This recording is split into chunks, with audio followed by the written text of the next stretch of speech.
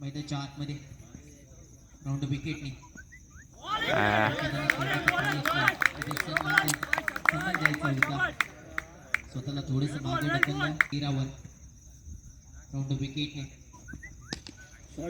कव्हरच्या डोक्यावर फटका चांगला सजवला गेला. सीमारेषा पार करणार नाहीये, अडथळा जरूर आहे. 2 धावा इथे पूर्ण केल्या जातील. ठीक आहे, इथे मात्र तिसरी ही धाव जरूर पूर्ण होताना आपल्याला पाहायला मिळते. फेकी जरूर पहिल्या षटकामध्ये फाईन लेगच्या दिशेने हा फटका खेळला गेला.